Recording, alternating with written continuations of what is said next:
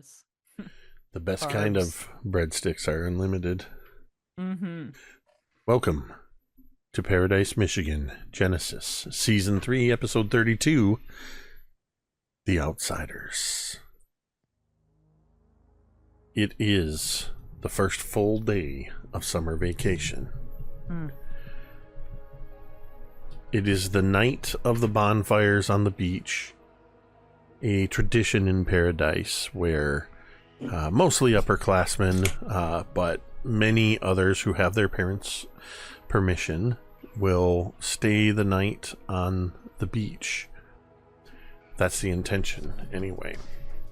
Adults keep their distance, though some volunteers and local law enforcement keep an eye on the area just to make sure things don't get out of hand. And but they try to stay out of sight as much as possible to provide the illusion, at least, of solitude for many of the youth of Paradise. It is the first full day of summer vacation, and you have managed to make it maybe 12 hours before getting caught up in some other some other Sandpoint, yeah. some other nonsense. Very sandy here too. As well, let's see. Rosie kissed a guy who she can barely remember his name. That's not fair. Rosie knows his name, all right. Laz was getting courted quite flirtatiously by one of the resident vampire teens of the now goth presenting Victor and Victoria Van Houten. But Jessica was absolutely having none of that and managed to out-charm a vampire, pushing past her vampiric compulsion and rescuing Laz from that situation.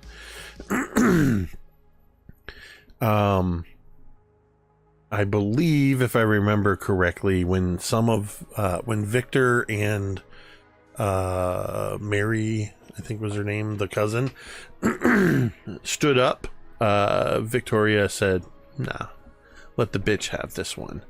To which Jessica responded as she walked away with multiple birds, I believe. At least two. Yeah.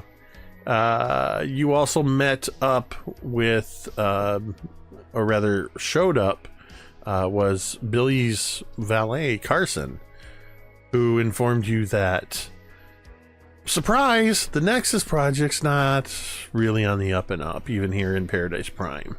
While they said that they would take care of all of the arrangements for Billy, arranging the funeral and everything with his mother and grandmother's passing,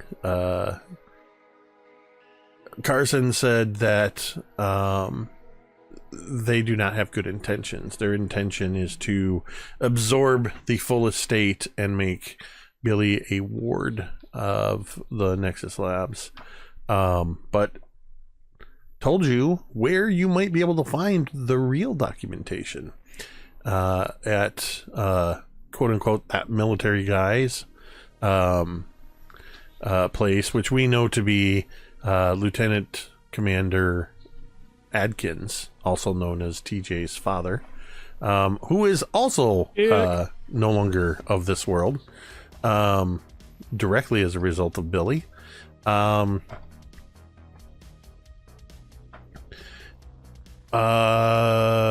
Coop, you were getting some psychic messages from your furry friends. Well, one's furry.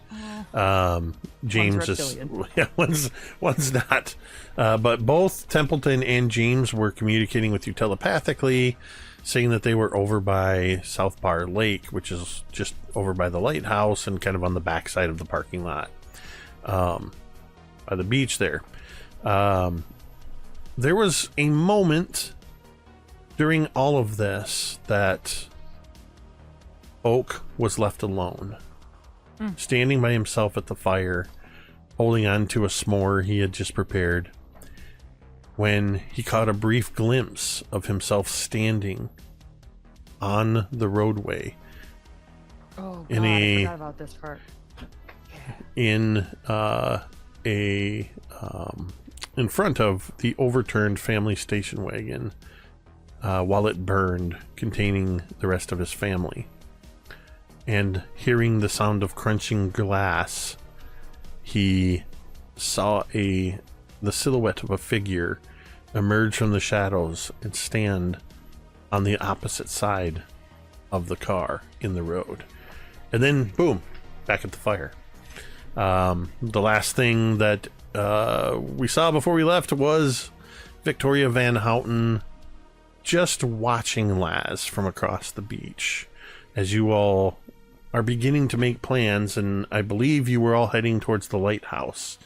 And that's where we are going to pick up as your entire group is back together. It is, we're going to say, because it's dark and it's June, it's got to be at least 10 p.m.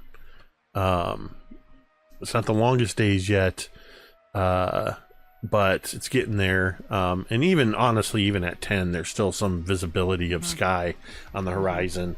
But yeah, we're going to say that it's 10 p.m. as you all are convening near the lighthouse, or whatever you would like to do. You were, I believe, heading towards the lighthouse because that's also where you parked your bikes. Yeah. I think we were gonna go to Jessica's place to kind of like regroup, right? And then like we were gonna kind of scatter to not stay in one place for too long. Is that the plan? I believe. I could be wrong. Okay. So we were gonna go to our bikes and F and scoot. It's got a detour to over by the swings. Mm-hmm. Oh yeah. To pick up his buddies. And I think, did Coop tell us that? Or is he just going, I need to do something? I think Coop was non-specific, but said he needed to go to the swings. Yep. Coop, we don't have time for that right now, man. You can swing all summer. No. Rosie, that's not what's happening. You don't understand. I don't. James and Templeton are over by the swings. And little James. Okay. I think. And I forgot. How did we leave the Templeton situation? Did we still kind of think that he and Algernon were one and the same at last mention of Templeton? Depends on the iteration, because that's true. Yeah. You don't know what the current situation is. I will tell you iterations that were. I will only tell you this. You have not seen nor heard from Templeton in quite some time. And Templeton had become scarce during the second iteration when largely when Algernon was showing up around town. And at the school and as Oak's adoptive father and whatnot. And at that time, you all had a strong mistrust for him. Yeah, but Coop misses him now. Yeah, no, okay. I'm just saying, I'm not telling Rosie you how to feel. Like, I'm just telling you that it has been a long time since you've actually seen or heard from Templeton. Coop, are you sure? I mean, Templeton wasn't exactly trustworthy. Should we be trying to talk to him again? Well, he wasn't trustworthy because at that time, we were at arrears with Algernon, right? Yeah. But like we've been cooperating with Algernon, and I miss him. And when Coop says I miss him, his little eyes like I glisten against the freaking several bonfires, and I'm like, okay, I guess that's good enough for me.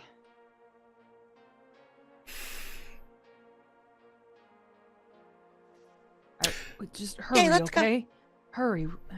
I think Anne kind of turns to you, Jessica, and goes, "Who the hell are Templeton and James?"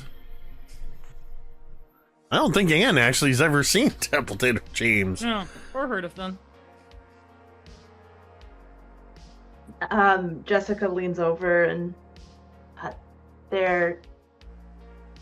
it's a mouse and a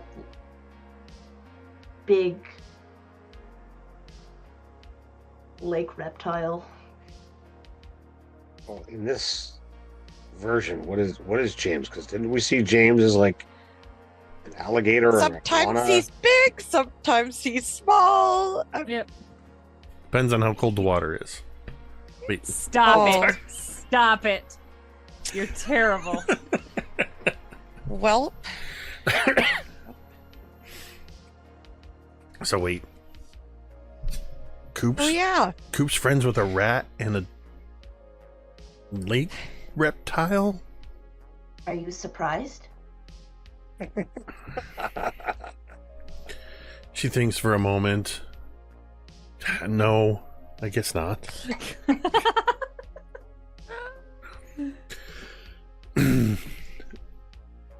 So Coop, you you move over towards where the swings are. There's like a small swing set and a metal slide and a couple teeter-totters. It's like separate from, it's not the big playground. It's sort of just like a little sub playground. And you see that there's to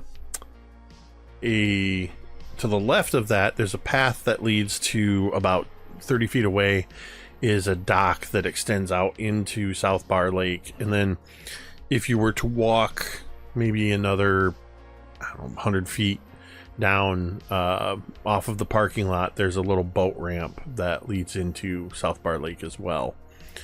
So you're heading over by the swings? Coop reaches into his backpack while he goes and he pulls out a payday bar. Oh. Opening it up. Well, you guys, I've got Cheetos. I think Oak would probably be following you, and just for safety, because it is later at night, he'll have his flashlight that he carries with him, just so that we don't, fall down a dune somewhere or something like that. Hell of a thought. So, yeah, that's a great,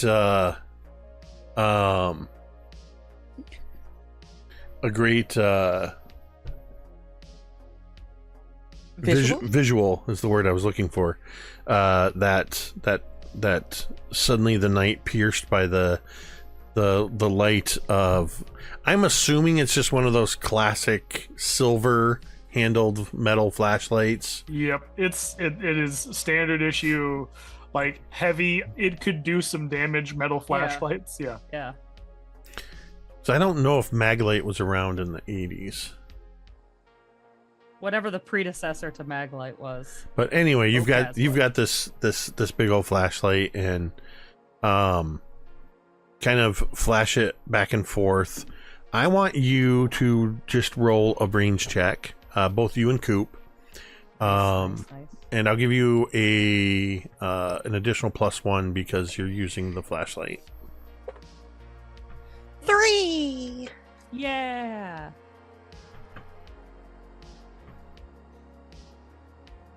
Muted, Chad. I'm not gonna lie to you when I say that is a 58. Sorry, what now? Excuse me? I rolled 2 natural 20s and an 18. Holy I think crap. that's the high. Is that the highest? Is that the highest? Yeah. That's the new campaign? highest number that's been rolled in this game. 58. 58. Damn. Oak can see through time and space. I was just gonna say. Normally bonus can. of some sort. I become Dr. Manhattan. My whole body becomes a flashlight. I It's- am everything. It's November 20th. A nervous system walks on the beach. I think he sees through and sees, Yes. the puppet master and, Yeah. everybody being So- in control with that. all Dear of Lord. these branching, like I do storylines. Well, Jake thinks of a bonus to give Chad for that incredible role. Why don't you check us out on redbubble.com? At redbubble.com, we got all kinds of great merch like the one I am wearing and so many other cool things. You can get logos for your and stickers. You can get logos for this game or for your fantasy games. You can get all our stuff on stickers, postcards, puzzles, mugs, t-shirts, hoodies, and all kinds of other great stuff. There's almost always a deal at redbubble.com. And in fact, they keep texting me saying you can get stuff for 50% off right now. And there's almost always a deal, especially if it's your first time shopping with them. So why don't you check us out today at redbubble.com? Just search Mini Terrain Domain. So what's funny is I was gonna say I didn't really need the extra time because I already figured out a bonus, and then I spent that entire time trying to find the friggin' map. Oh. So I did need your well-placed ad break. I could sense it. I don't know why I can't find the map. Oh, you know what? I have it on the original. So I do want to reward the extremely high roll. And I think what's going to happen is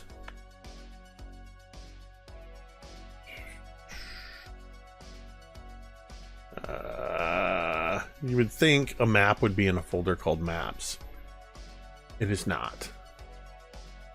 In a digital game, in a digital game, it is actually posted in a folder called handouts. Docs and yeah. Okay, I found the map I was looking for. Yay. So you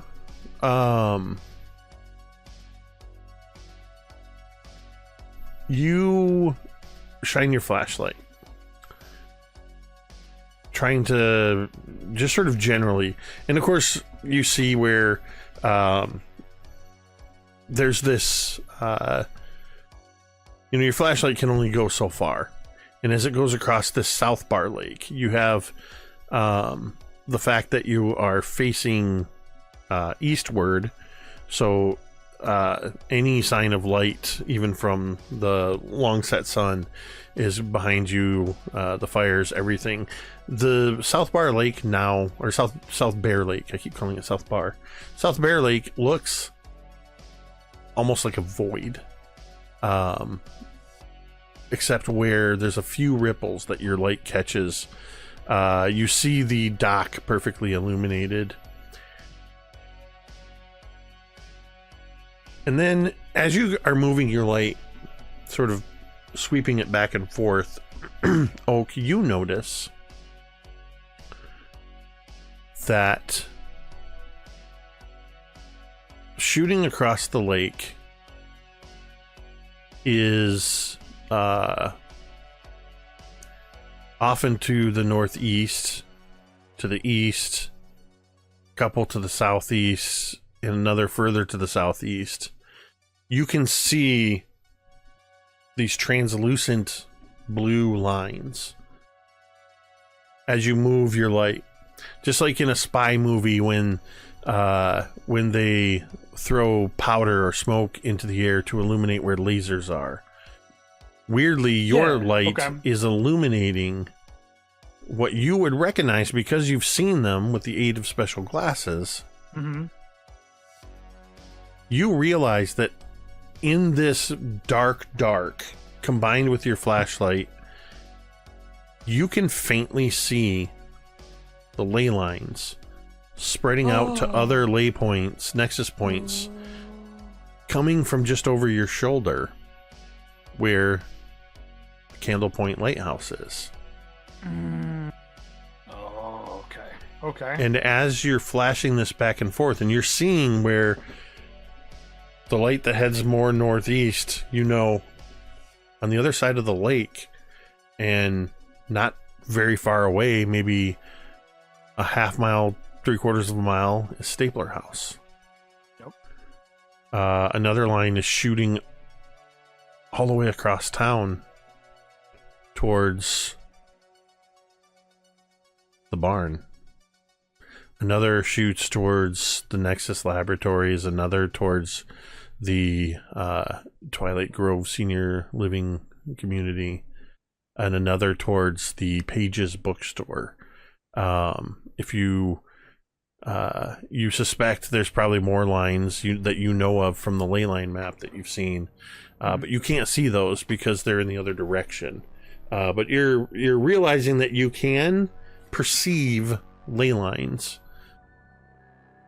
and as you're making this realization, you pass your light sort of left to right, and you see the trees and the brush and that little dock that extends about 8 feet out into the lake, and you see the void of the lake, and you see more of this brush, and you're seeing these faint lines of ley light, and you bring it back, and you sweep past before you kind of center back up, and you realize lit up in your flashlight, standing on the dock, is a roughly 6-inch tall white lab mouse. Oh my god.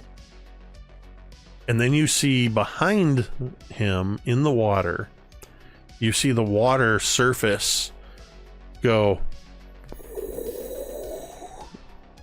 with water displacement and then start to spill off, and far to the right and far to the left, probably a good 8 feet apart, you see two massive eyes poke up out of the water, and the top crown of a scaly head, as James appears to be even larger than he did the first time you saw him back in 1885.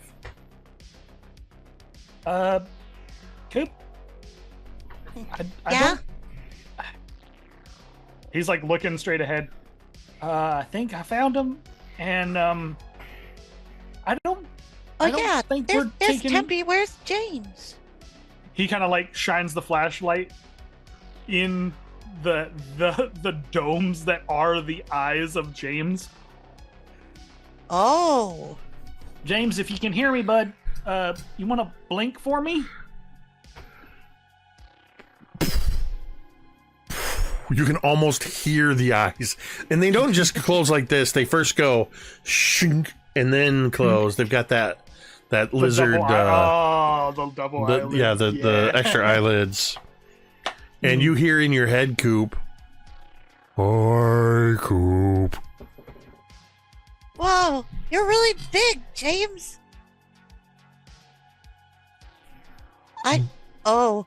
Coop looks at his payday bar. I don't think this is gonna work.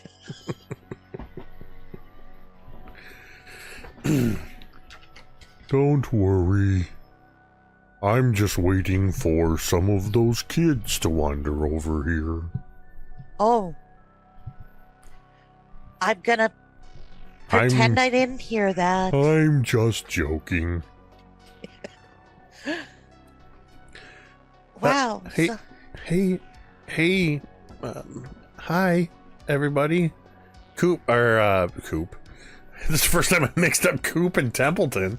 I'm Coop, he's Templeton. First time for everything. Templeton actually says this out loud. Oh. As he just, this little tiny lab rat in the light of Oak's flashlight, just kind of sitting up on his haunches in one hand, just goes, hi. Oh, Bubba. Oh, little guy. Hi. Hey, buddy. Where you been? I don't know that it's... I don't know if where is so much the right question as when. When? When?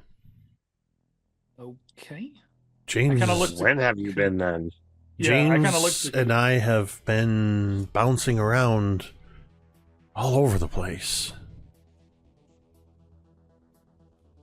And we don't know why.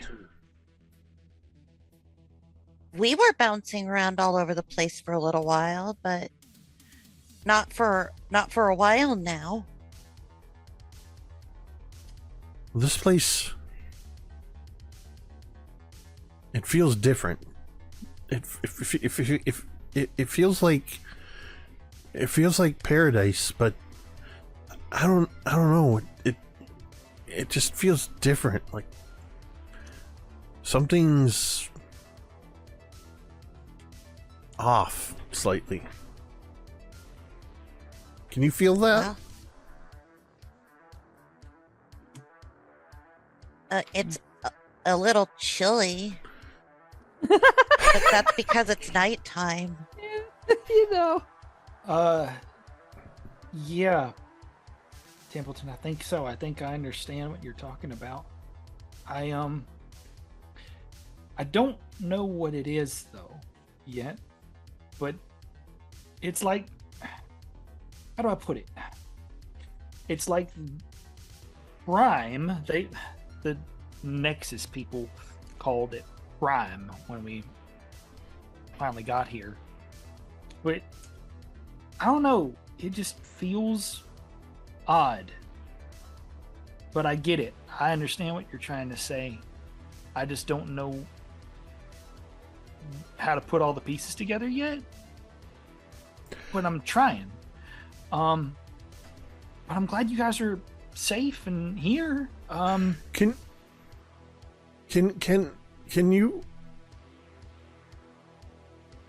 you feel that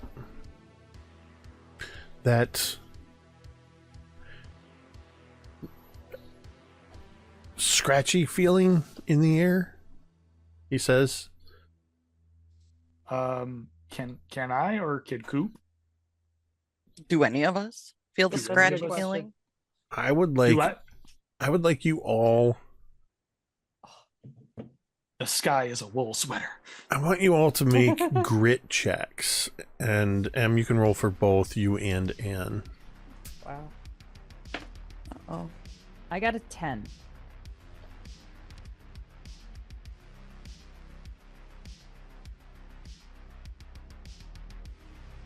A 7 for Billy. sorry, I couldn't find my grit die. Oh, 4 for Oak. Jessica got a 6 and Anne got a 14. Interesting.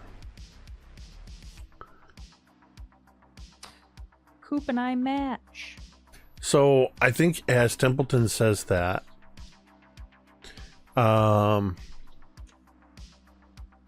at first, Anne was kind of standing towards the back of the group, and as Templeton and James sort of revealed themselves, Anne steps forward a little bit and was just like, "Holy shit, you weren't kidding. It's an actual rat."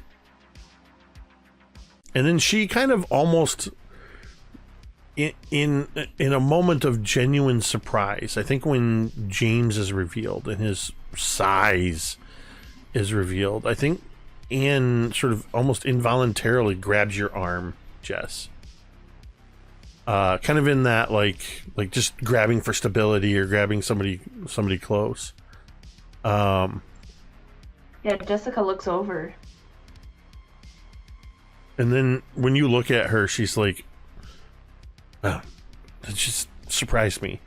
And she pulls her hand away from you, but you notice that for just a moment, it feels like she's pulling you toward her. Like she's still holding onto your arm. And when she lets go, she kind of goes like her hand was almost stuck to you for a moment. Ooh. But then as this conversation's playing out and she says that about Templeton says that about, do you feel that scratchiness? Anne steps forward and she goes, "That's what it is. I can feel this, like something in the air, just like a scratchiness is a good word for it, but it's kind of like," and she kind of looks to you and nope, She looks to you, Jessica, and kind of looks to you, Billy. She's like, like, when somebody turns on the TV and they leave it on, but it's like not really on anything, and you can just sort of hear, not static, but you can just sort of hear, you know what I mean? And I don't know how many of you relate to this, what I'm talking about. This. That there was always a presence that tube TVs had. It's like a sound, but not a sound. Yeah, it's like you almost can't hear it until it's actually turned off, and then you sense the absence of that sound. But it's this sort of mix of ozone and static and a high-pitched sound. It's a sensation that's really hard to get hold of. And it's a background noise, a background feeling. Yeah, and she's like, yeah, that's what it is. I've been sort of feeling that and hearing that since we've been here. And Templeton goes, whew, okay, I'm glad somebody else can feel that, because then it means it's not all in my head. But now I'm a little worried because it got stronger when you came over here. Me? Yeah, you, Coop.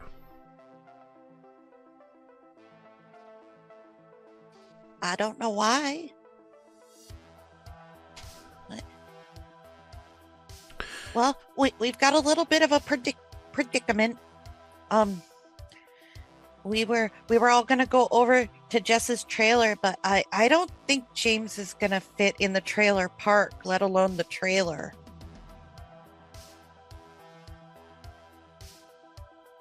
That's okay. Oh my god! I need to stay here. Bye, buddy. Hope you find your dad. It's almost dark enough for me to go into the big lake. Oh. Okay. But James, it was really good to see you. I missed you so much. And Coop goes over to the little dock and just kind of waits for James to like extend a hand or something. To this point, you've only seen the eyes. The water begins to sort of lift up again, and you hear water just running and see it running off of the massive head of James as he rises up, and his snout is now above the water right next to the dock. I would say that James's head is probably the size of a semi-tractor, The cab. like the cab of a semi, like Optimus Prime. Wow. He's big. He's so big. Oh, it's almost broke. And he just kind of gives him a pet and gives him the whole payday. Yeah. Here you go. It's like giving like you when you pick up just one little crumb left on your plate. And there's a noticeable surge, even though he goes down slowly. The water just, and Templeton kind of looks back up at you and says, James will be okay. He goes out into the big lake at night, and that's how he eats. Okay. Local salmon fishermen are not happy with their low catches lately because of James. Papa's. James or Templeton then says, Can I come with you? Yeah, hop up. Wait, I have something. I have something for you. And he kind of turns and does the very rat-like little hopping thing as he runs off to the side of the dock and God. into the brush. And a few moments later, he comes out of the brush back into view. He comes out of the brush closer to you at your feet, and he has a piece of yellowed paper that's been folded up to be about the size of a looks like it's been folded about 4 to 6 times. He's got it kind of held in his teeth, and he clambers up This little rat here. to your shoulder and says, here, I got this. Hey, thanks. And Coop takes it Oh my god. and looks at it. What is it? Inside this piece of paper, you find a what looks like a crudely drawn map of an area. It looks like an area of Paradise along the beach south of here. It seems to be somewhere up in the area between the Paradise Bluffs and where Stone Hill is. And there's some paths that are marked, and there's a little drawing symbol of a tree house, and it's circled. And there's a red X there as well. Ooh, treasure map. You have, this is the payoff of your number 33 D100 roll. Oh. This is called X Marks the Spot, which, for those of you who were paying attention years ago when I said this, the very first idea I ever had for what is now Paradise, Michigan started as an idea for a series of young reader stories called X Marks the Spot. You have discovered an old map that leads to an old tree fort somewhere in Paradise, Michigan. Awesome. That's awesome. In your mind, Templeton says to you, Coop, hey, when you reached up and took the paper, that weird electronic glove you have in your hand, it's got that same itchiness. Oh.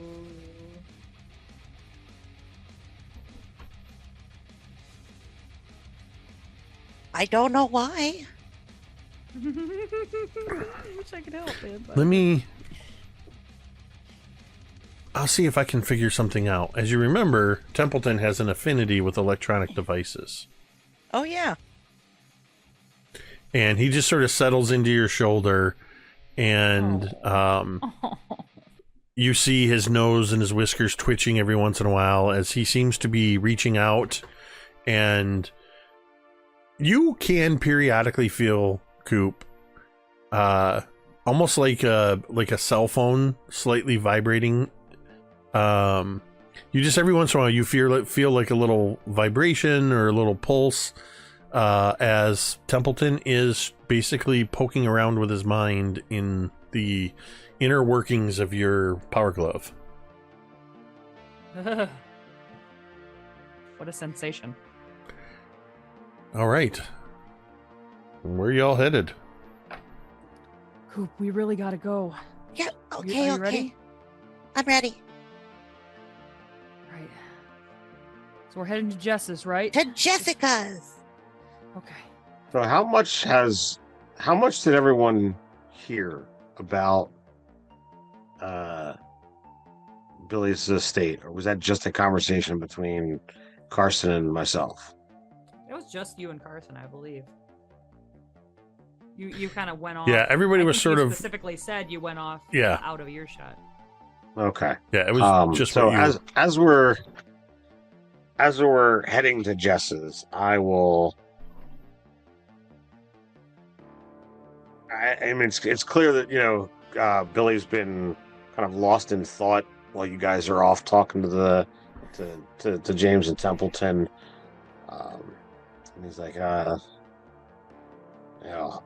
don't know how soon, but we really need to deal with the situation. And I'll start laying out the facts that Carson told me about, the Nexus Project wants to, kind of lay claim to, my family's land and money, and the fears of like what they would do with all of that, because it's like he begrudgingly is like, I've got money, which means that they're going to do whatever they want with it.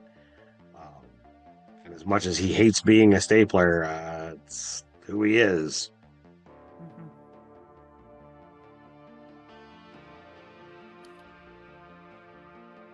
Well, what's your plan? We gotta break into the house and find whatever paperwork he stole.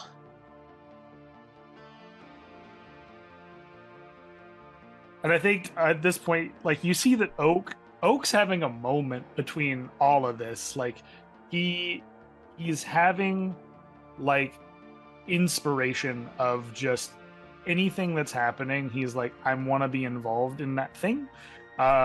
So like when Templeton talks about the power glove, there's a moment where like he'll drop a line about like, oh yeah, I'd love to be involved with like figuring all that out. And then you mention this and he goes, dude, classic heist movie. We get in there, we do the thing. I can be your guy on the inside. Yeah, I like this idea. I've still got the green stuff for our faces. Oh yeah. Laz just kind of has been pretty quiet up to this point. Just says, did you say something about breaking and entering?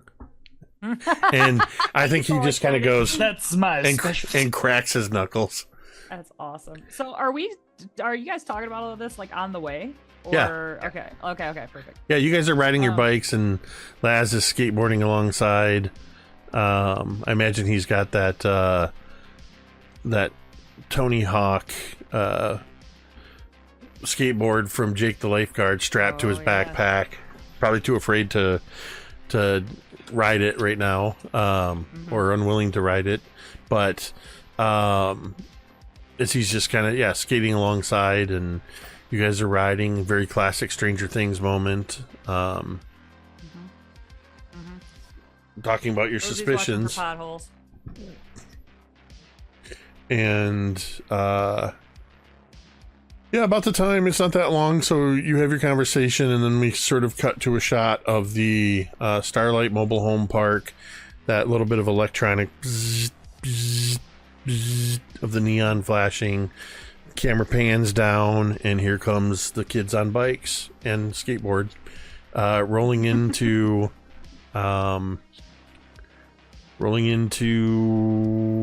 Jessica's place. Does everything like look the same in Prime? Good question.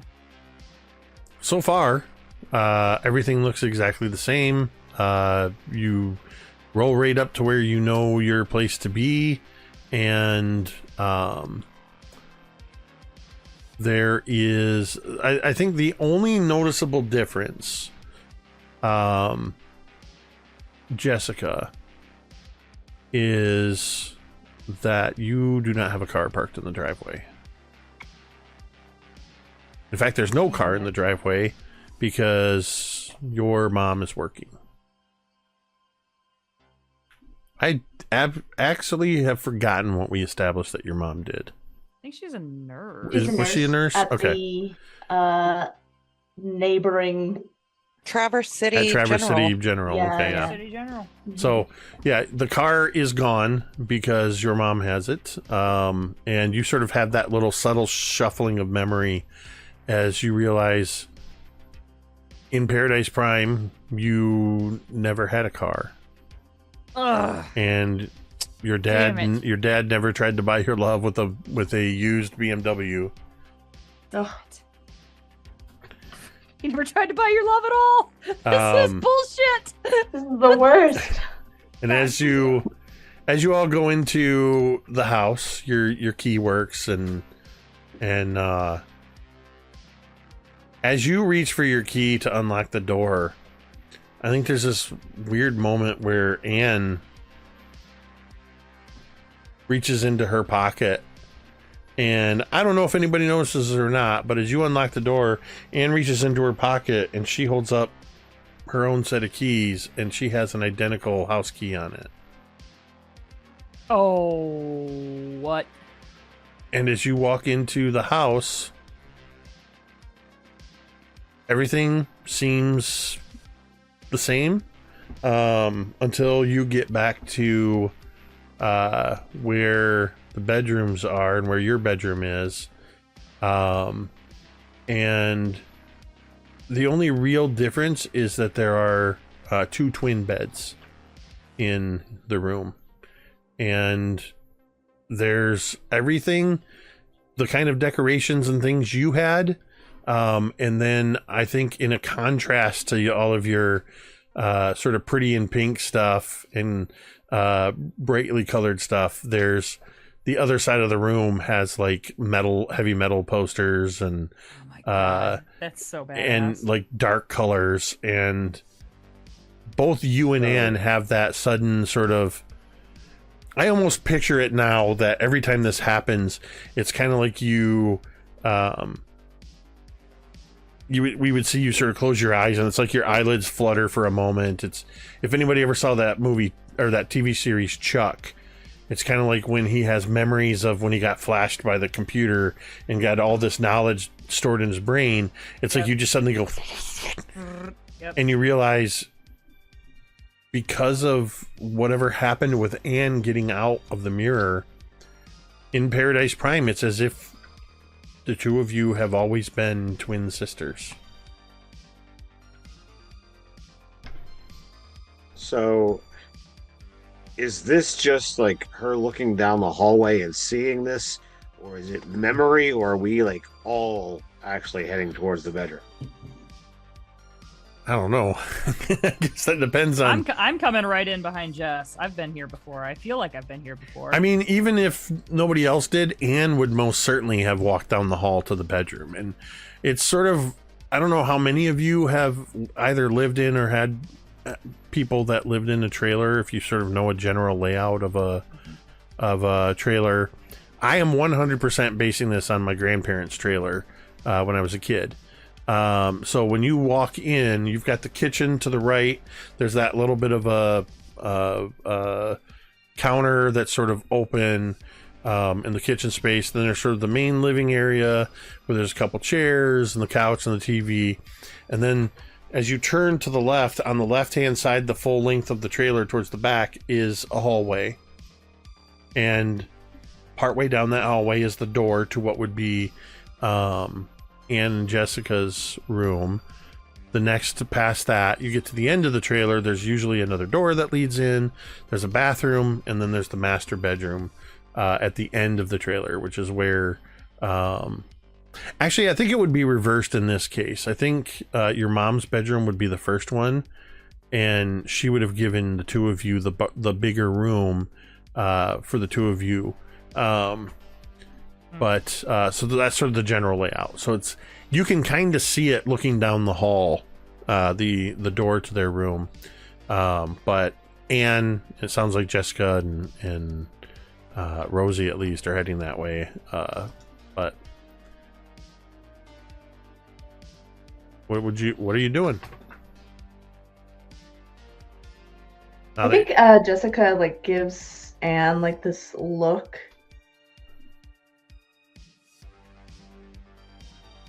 I guess you weren't always in the mirror?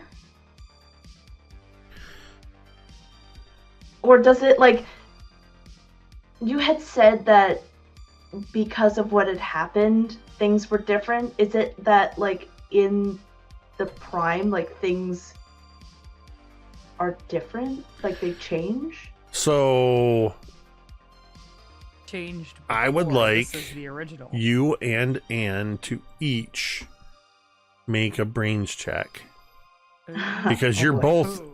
This is a moment where I know you and you as M are trying to figure something out, but I feel like this is something that Anne and Jessica are both sort of searching their minds real quick, trying to figure out. Wait, Uh-huh. okay, this seems to make sense that we share a room, and we've always shared a room. We're siblings. But now you're probing. Are you saying? Are you urging them to search their feelings to see what is true? Yes, Oh God, stop it! yes, I am. You're the worst. Jessica got a 5 and got a 3. Well, I was trying to figure out when we were in the first time we were in Stapler House, and there were like all of the ghosts, like the ghostly visions and stuff like that. Mm-hmm. Was it revealed to us that what is it, Jessica, when your mom was there signing the paper, that she was pregnant with twins? Yes. It was. Yep. Yeah, but Anne had no. It was assumed, or at least maybe incorrectly so, but I had assumed that it was like right from birth Anne had been in the mirror world, because she had not seemingly had any memories outside of the mirror world. Because we also had flashbacks to when Jessica was a kid and Anne was in the mirror then. Yeah. There was it was verbalized. I don't remember the exact context, but it was verbalized at some point that there was a belief that Anne was a vanishing twin. I think that is what that's what I thought. Meaning and so that I the assumed- assumption had been verbalized that at some point Jessica absorbed her twin in utero. Resorbed. Oh yeah, we joked about that a few times. I resorbed my twin. And that's why but then your first interaction with her was when you were very young and you saw her when your parents were fighting Aw. in the mirror. Yep. So with a 5 and a 3, you, as you're thinking on this, I guess I had forgotten to tell you this because I had shifted more towards telling you guys what the DCs are. The total DC to sort of for what you guys are trying to figure out is a 12. Between you and Anne, you have an 8 right now. Did I spend 4? Yes, you can. So that'll put you Do from 47 to 43. Do it. I feel like this is important. Yeah. I feel like Anne and Jessica don't get many chances to be smart or to realize things. Or to realize things. Or to know in general. Generally, yeah. So the two of you, as you walk into this room, are you're dealing with just the normal shifting of, I say normal, what's becoming normal, the shifting of memories, the shuffling of memories.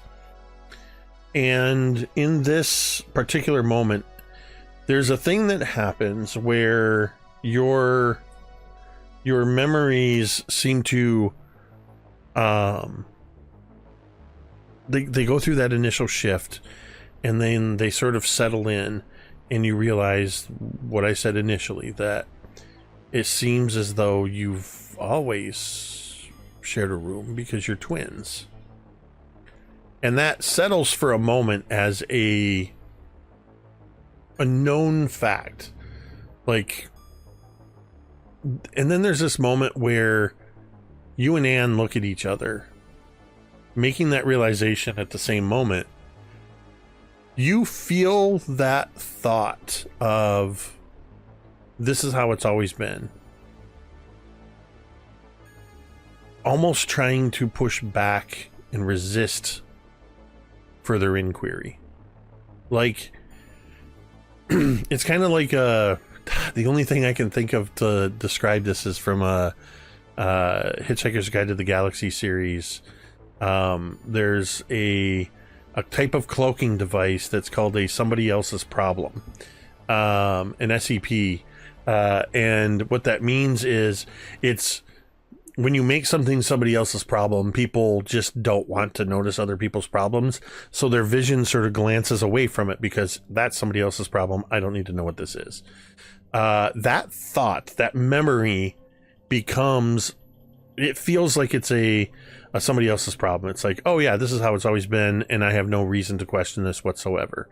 But the connection between the two of you, and the two of you making this realization at the same time, you both kind of do this sort of metaphorical double take and concentrate. You focus your concentration on that thought that's trying to resist deeper probing. And as the two of you start pushing against that thought, picture your visualization of this room and these two disparate design elements of you and Anne kind of going like this. In your mind. Like two images with static just sort of vibrating and trying to cross into one. And as that happens, you sort of push past and realize that this is a false memory, because you both know that Anne was never in the real world until she broke free on more than one occasion, and you couldn't possibly have shared this space together. But there's something more there. You don't fully know what this means, but it doesn't feel like this implanted memory is meant to deceive you. It feels almost like it's a safeguard. And in particular, as you're realizing this, that's when you sense that sort of these two images sort of starting to overlay. And I need you and Anne to both make flight checks. DC 5. Flight checks? Flight is essentially a dexterity check. Oh, okay. Still, what? Don't like that. Oh man, no. Jess got a 3, Anne got a 4, and I don't think Anne gets any. No. No. So, as you make that realization and you sort of push past the illusion of this memory and recognize it for what it is, the memory stays. But it's sort of like, you can see it for what it is, that it's a false memory. You both, and anybody standing in the room with them would notice this because you're in close proximity. Anne and Jessica both suddenly stumble towards each other. Jessica, your maximum distance is now 10 feet. As the two of you realize that in this moment, you were your distance of separation was physically pushed closer. I don't like this. This is not good. I don't like being punished for curiosity, Jake. This is That's unacceptable. That's not a good. I was gonna offer in seeing that, because I imagine that like Oak and Coop are just trying to have fun with their friends, and it's like they're not trying to, they're just like, oh, this is totally normal, this is fine. And then in the moment, I think like Oak would see that when they come even closer to each other. And okay, There you go. so that needs to stop. I imagine as these two are like looking at each other with concern and confusion, Rosie just tromps through the middle of them and like throws down her bag and like plops down on one of their beds and like, whoo, it's been a night. Yeah. Hey, Jess is like, I'm gonna make some popcorn. yeah. We are gonna go make some popcorn. Yes. Great. Yeah, Anne I just think- goes, wait, I'll come with you. I think Oak, though, out of just sheer concern, is gonna be like, can I come help you for just a second? And I think he'll go with. So now Billy, Like, Rosie, Anne and Coop are in the girls' room. And the girls and I don't Oak think- are... I don't think Billy went in the room. Like, he's kind of standing there because he's still struggling. Like, all right, he's with Anne. He's thrilled that she's back. But I don't think things have been completely cool with Jessica. So this is like a dichotomous moment of like, all right, I don't want to invade either of their spaces. Are there any memories in this, in Prime, of me ever walking in this room before?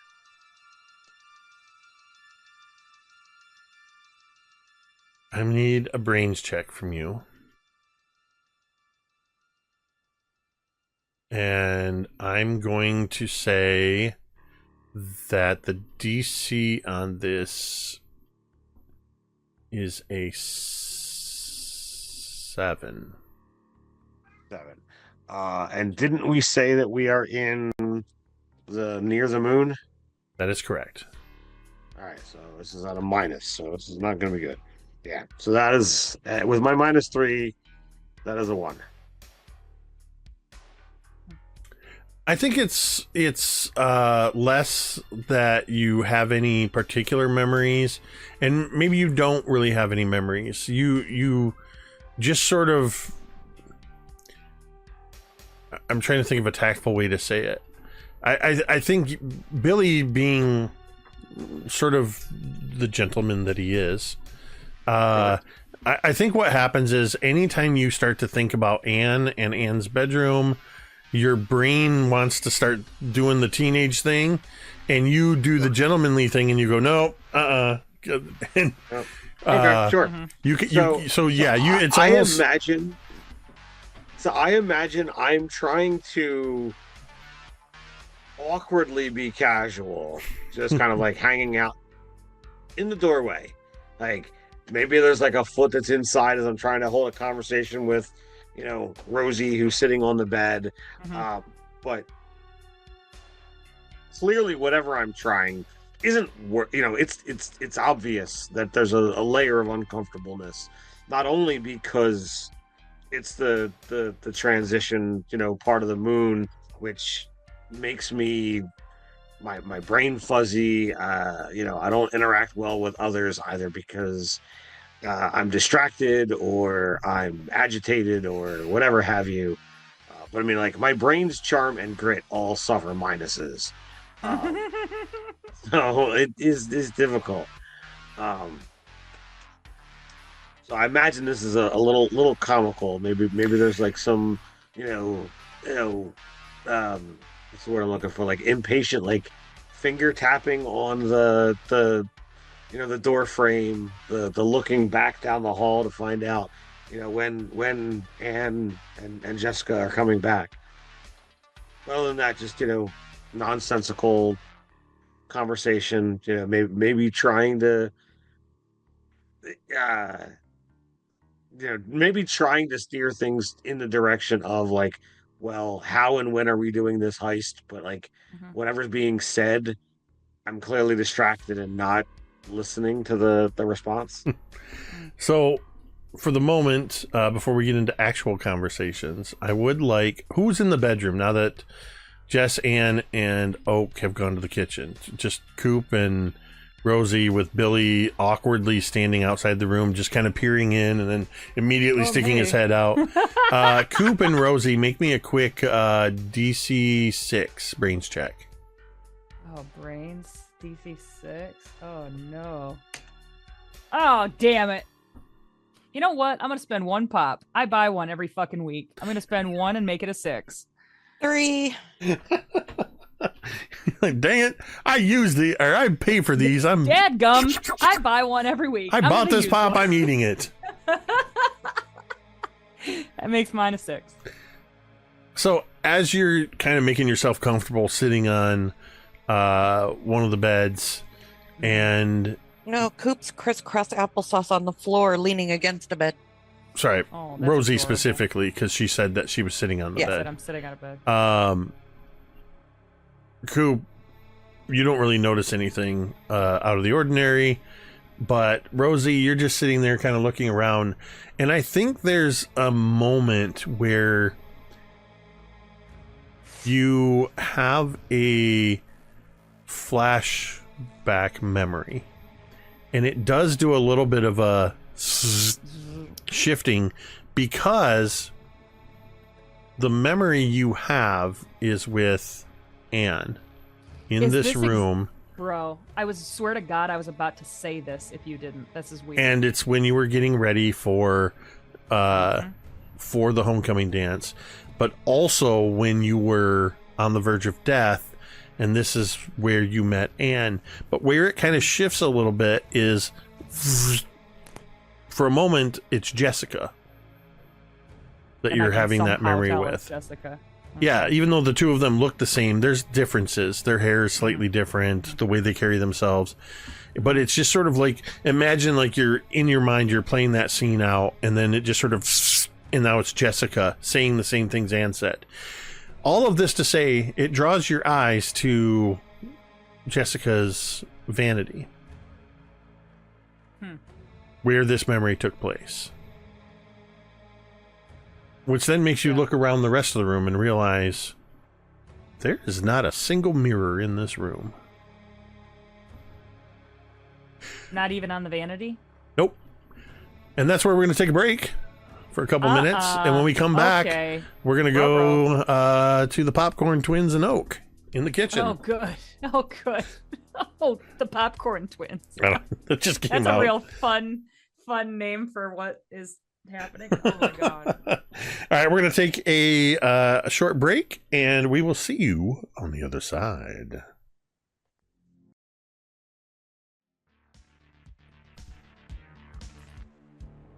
And we're back in the kitchen with Jessica, and as a need to get out of the room, the two of you, well, Jessica, you went to make popcorn, and by necessity came with you. And as the two of you reach the kitchen, here comes Oak. What's going on in the kitchen?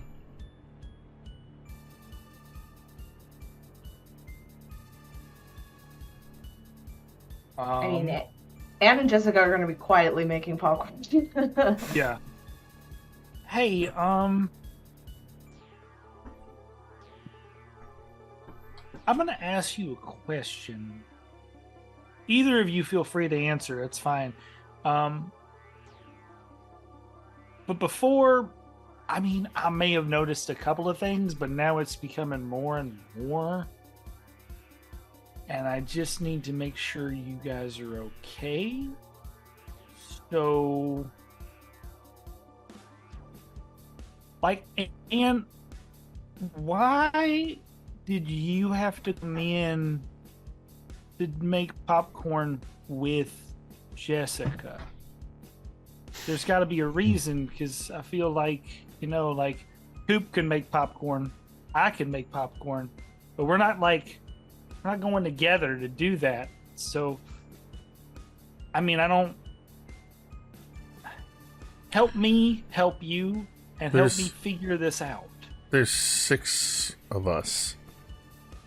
Huh? Jessica only has 2 hands, so I came to help with all the bowls. Uh-huh. Ooh, Uh-huh. nice. Mm-hmm. Why are you here? Why am I here? Because if I see something that's weird, I get curious and I go and explore it. That's the whole point. That's weird. I need to check on it to make sure that you were okay.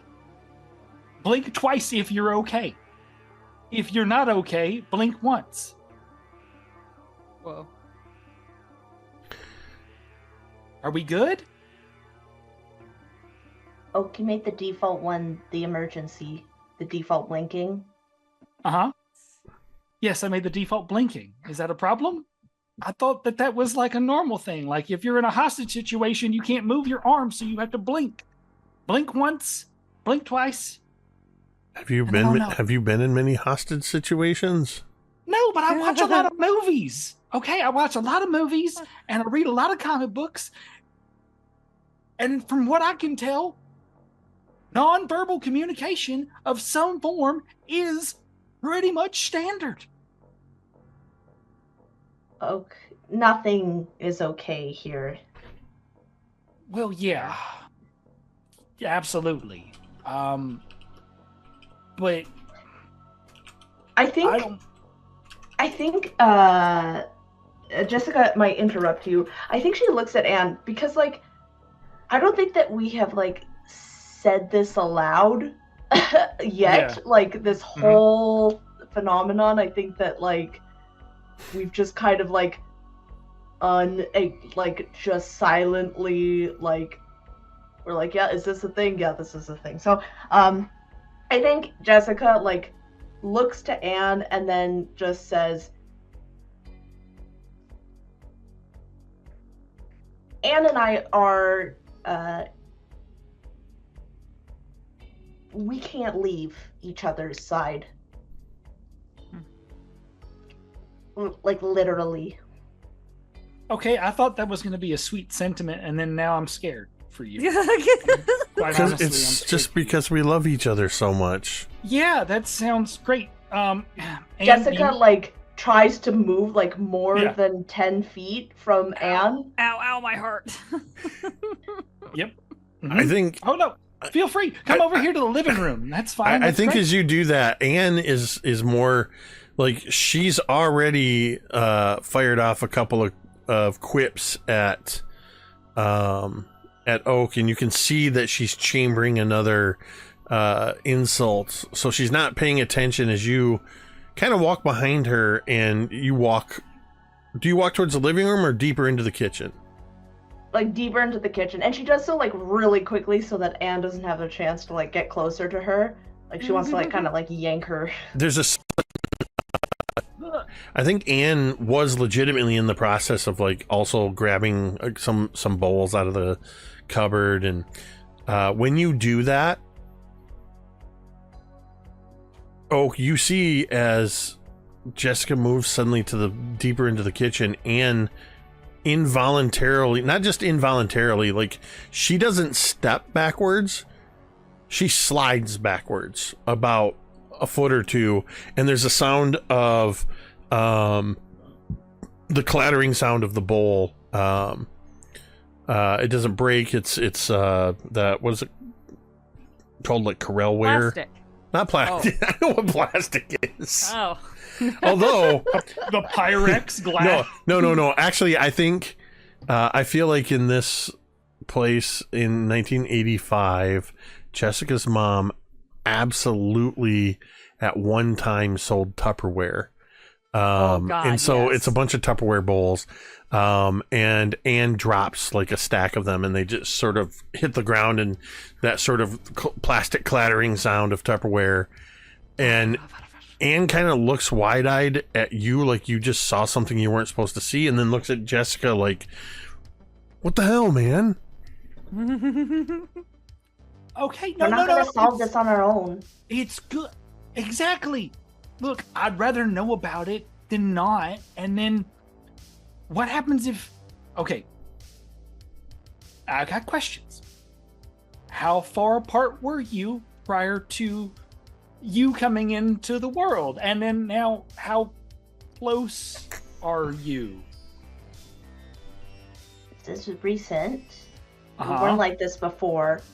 And Okay. Jake, correct me if it was like 25 feet It was at first. 50 Now it's when like it first happened, yeah, 15. which was when you were moving through the hallways. It was 15 feet, Okay. Now and then it down went to 10. 12, and now it's 10, and it's Okay. within the last 24 hours. Yeah. Yeah. Yeah. So then, yeah, Jessica would be. It was at 15, and now it's at 10. Okay. Wow. Okay. So I'm gonna. Oh, look and this for- world also is messing with our minds as well. Yeah. Memories. I experienced something like that on the beach. So yeah, I got you.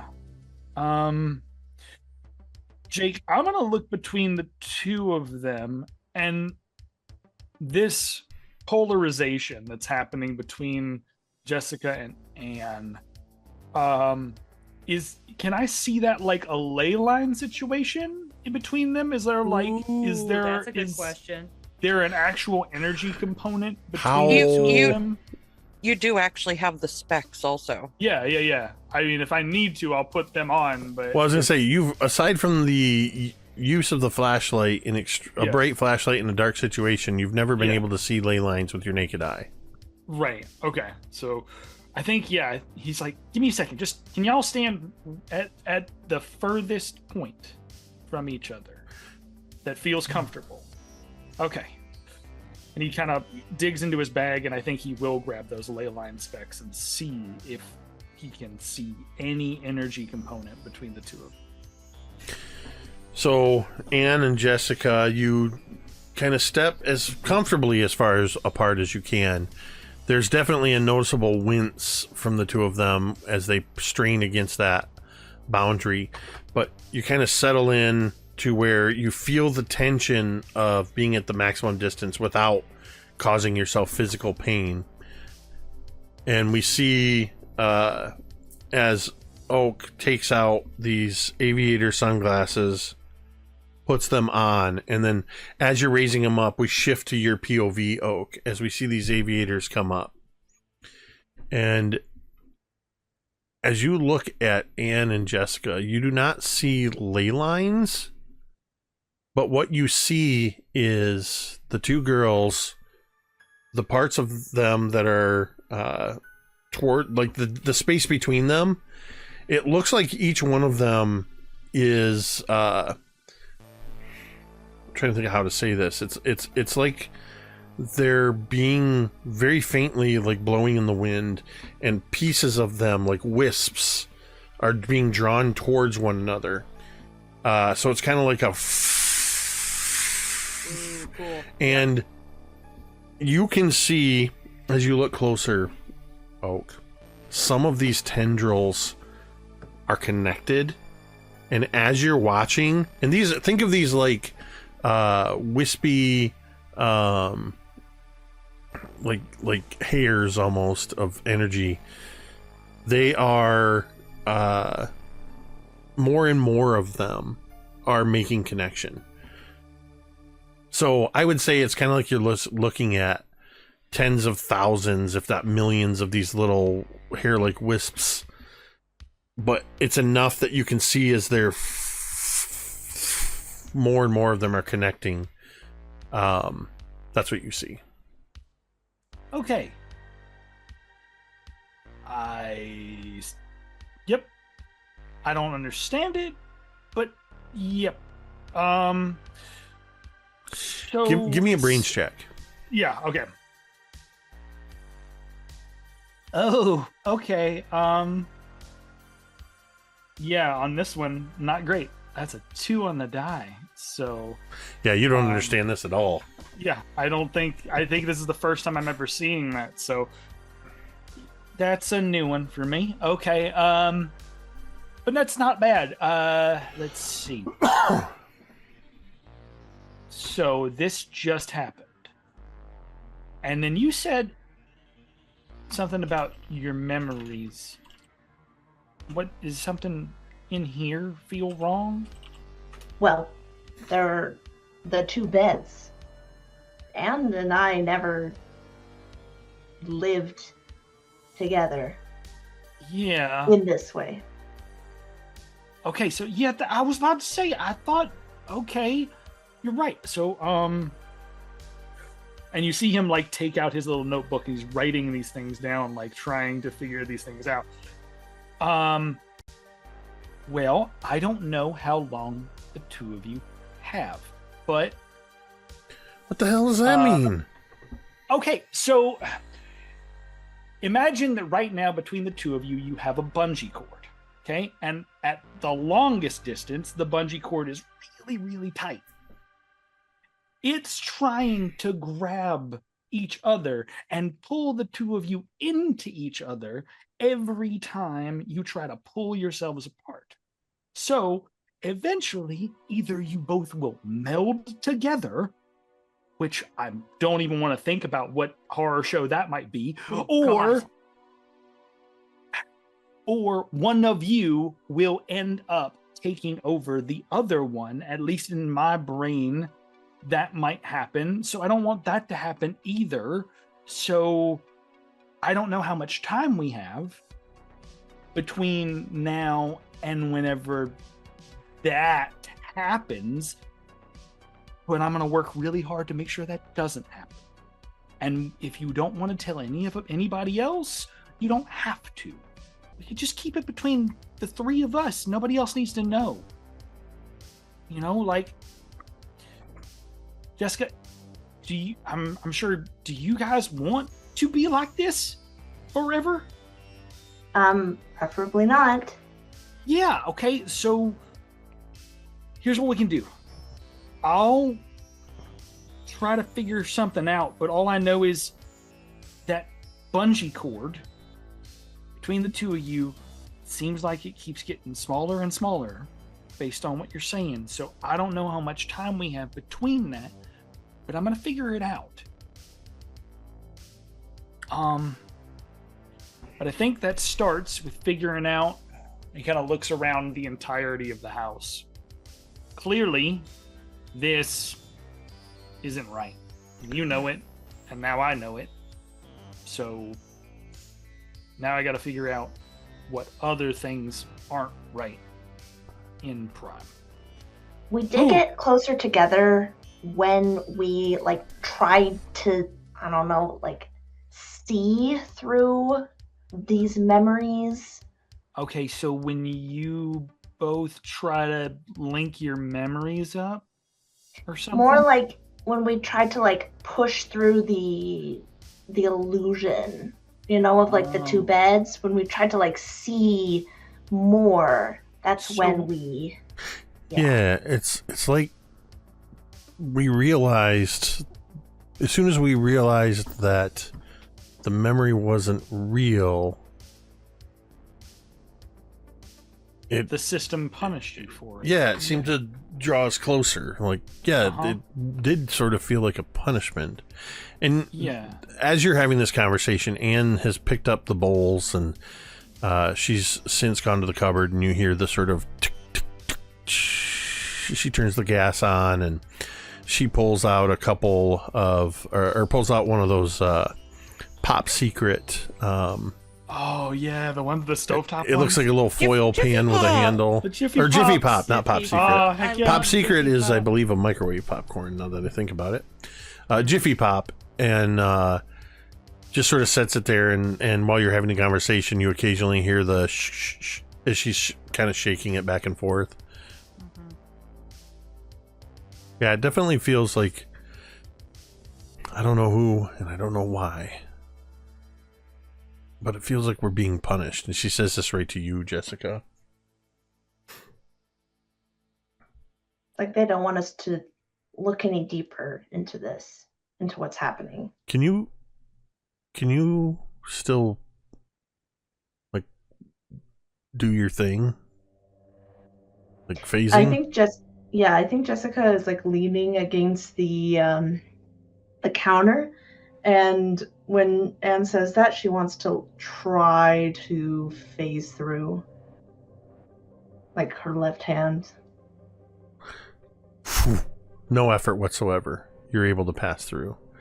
Anne kind of looks with relief, and she kind of looks around, and she's like... And she goes over to one of the drawers and pulls out a... That's exactly what she's doing. She pulls out a butter knife, which is one of the thicker utensils. And she just holds it up, and with her thumb, she just goes... And just easily bends it over, and she goes, okay, whew. It doesn't seem to be affecting our abilities.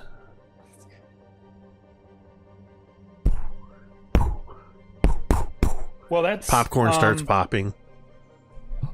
And I think there's a moment where like it pops in a synchronous pattern where it like, and we hear like that the rhythm to the popping, and Oak's like, if your house isn't right, then that means that there's probably, and he starts to question whether or not his own reality that like he and Laz share this brotherly bond, is that even like the real reality that he's currently going through? Go ahead. Jessica wants to try and she's going to take a razor or like something like a peeler or a knife or something, and she just wants to make like a little cut on her hand because until recently I think they had like stolen Rosie's power for at least a little bit. At least a little bit. Don't cut yourself too deep now, babes. There we go. So yeah, you grab like a box cutter out of one of the junk drawer. The junk drawer, yeah. And you just you do that thing that for whatever reason in TV shows and movies they always cut their palm. Yeah. Like the most painful part of your hand. Right. Even Anne's like, what the heck? And why did you do it there? You cut into you make a cut and you start bleeding and it does not heal. Oh, I got my powers back. I think Jessica actually looks like a little relieved at that. Look, I'm injured. Wow. Yeah, maybe we stop experimenting on ourselves. Okay. And Oak. Yeah. As you're starting to question your the reality of your situation here, I need you to make a grit check, please. Grit check, okay.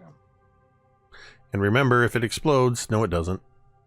Oh, jeez. Well, it didn't explode, but I would like. I don't know what DC I need. So, sorry, your DC for this is a 10. 10? Okay. Ooh, there's no way. There's no way I'm hitting that. I don't want to spend 5 pops to do it, so... What is your grit die? I have a D6, and I got a 5 on my grit die, so... Okay. So that will oh, that's weird. Didn't work. Come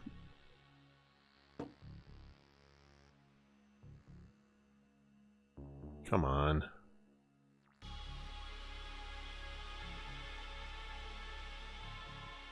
Okay.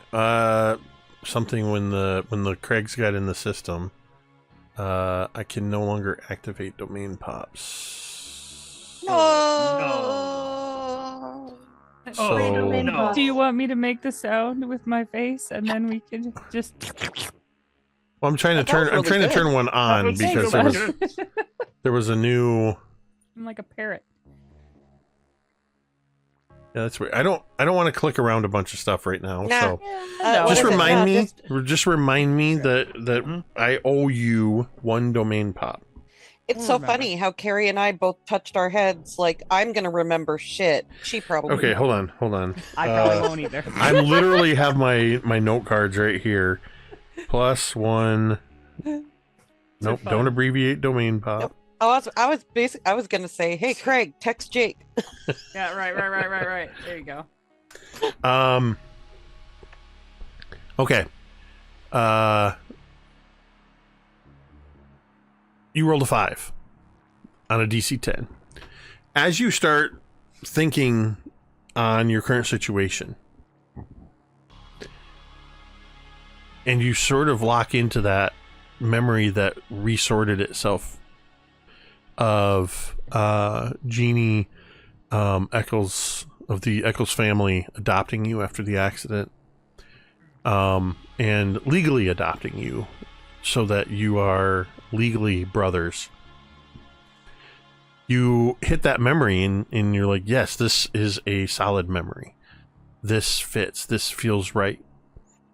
But you can't let things go, and you pull at the thread of the memory. You pull at the edge of the memory, and that memory just goes around the edges.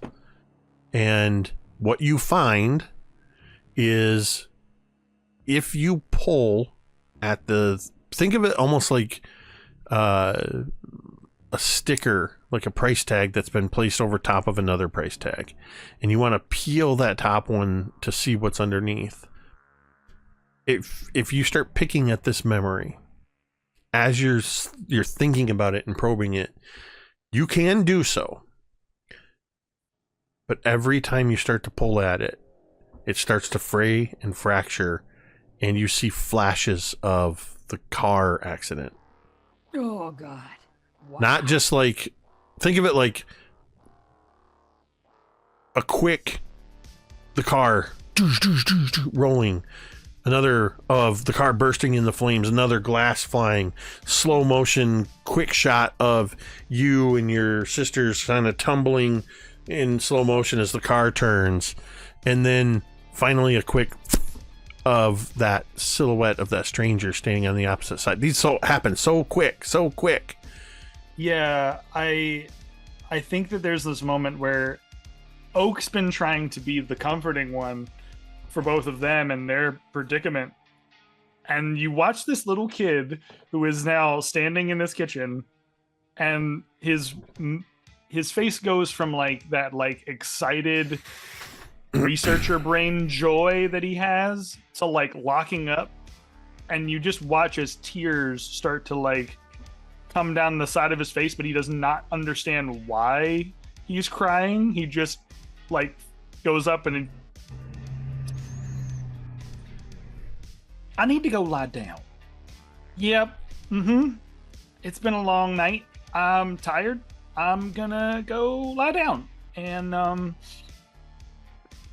not think about things for a minute. But I promise you, I'm gonna solve it for you. Yep, I'm gonna solve it. I love you. Love you both. Yep. I love you. Okay. Bye. As he turns and walks away, Anne sort of takes the little foil thing that's now just this big ball of foil, and sets it on the counter and kind of awkwardly takes that bent butter knife, and she kind of straightens it out as best she can and uses it to puncture the foil, and starts putting popcorn into the various bowls. She just turns and looks at you, Jessica, and goes, I like him, but he is a weird little kid. Oh my God. Yeah. They're all weird. What? Do you think he's right? Are we drawing closer and we might actually merge? Jess like looks away from Anne, like doesn't meet her eyes, and shrugs. It's hard not to think that. I don't like it. No, it's not gonna happen. We'll figure something out. Speaking of figuring something out, I guess the Scooby-Doo gang's got another mystery to figure out. As she kind of indicates some of the bowls for you to grab as she grabs 3 bowls of popcorn and heads back towards the bedroom. Yeah, and takes some, and I think she looks for a while at that like weirdly now unbent knife, because you can never bend it back. Oh no, it now goes like the this. side. It's like this weird. Yeah.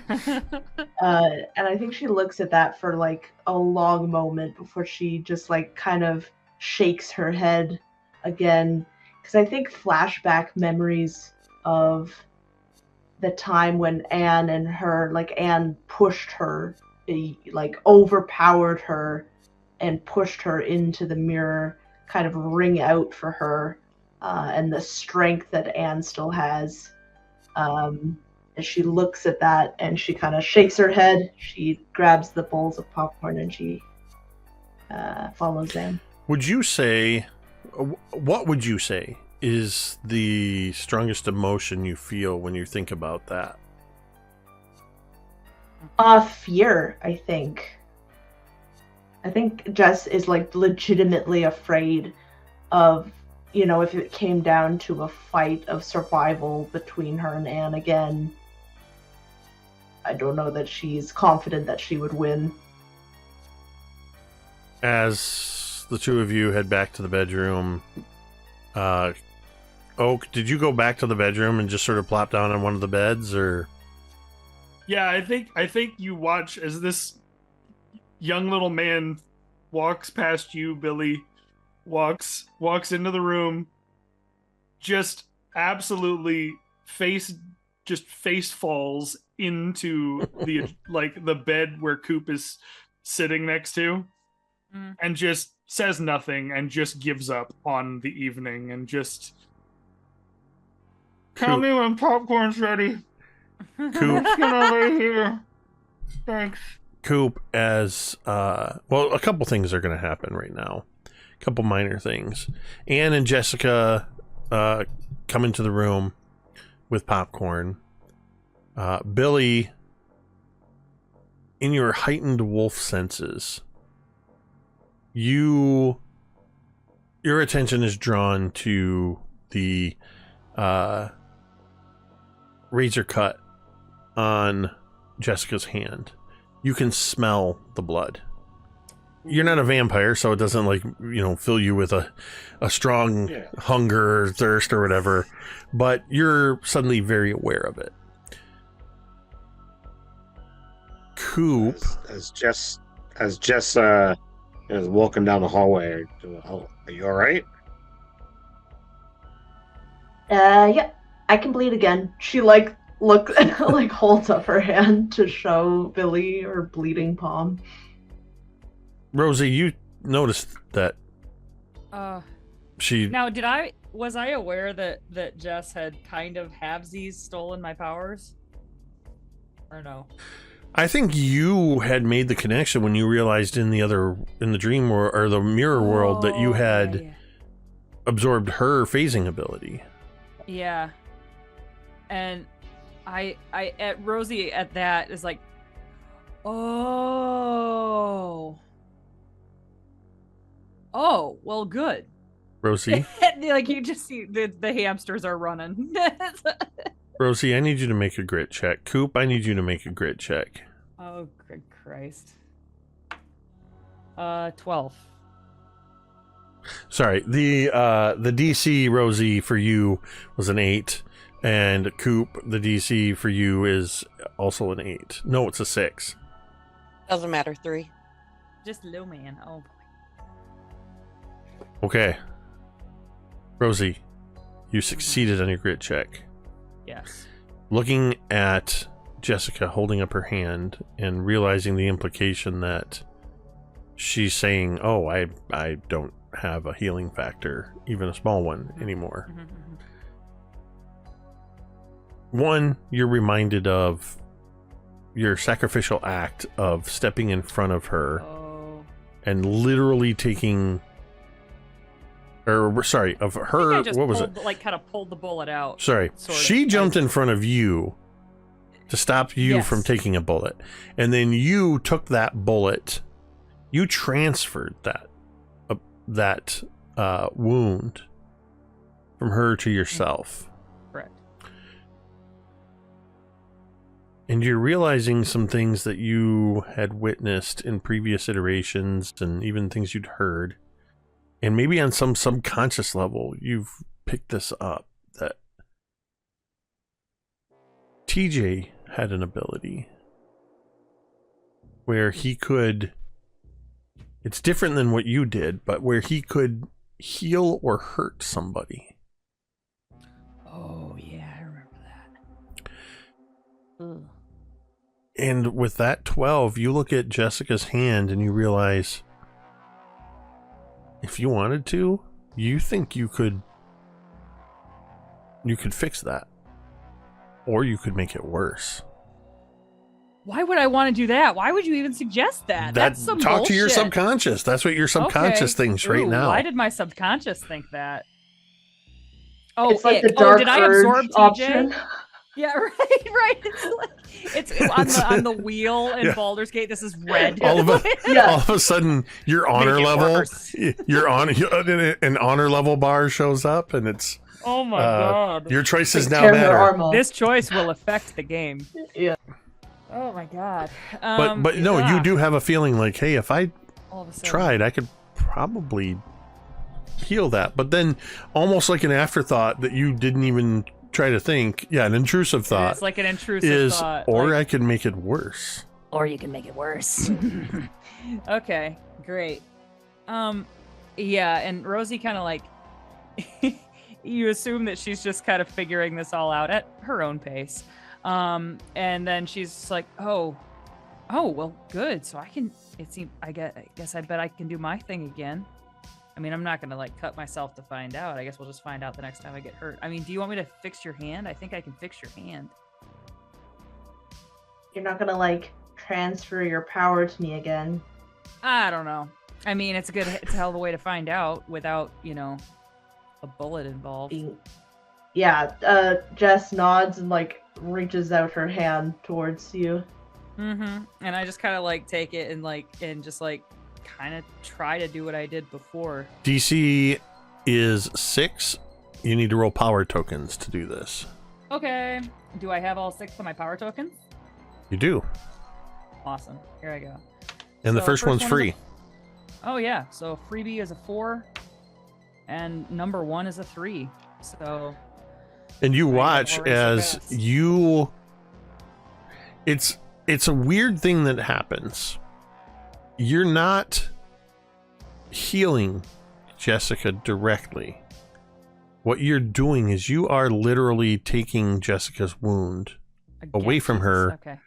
and taking it onto yourself. But your healing factor remains in full force. So what you see is almost like, imagine the cut is happening across your hand, but immediately behind it, it's healing. As your healing factor seems to be working faster than it's ever worked before. New achievement unlocked. You have inherited TJ's healing ability.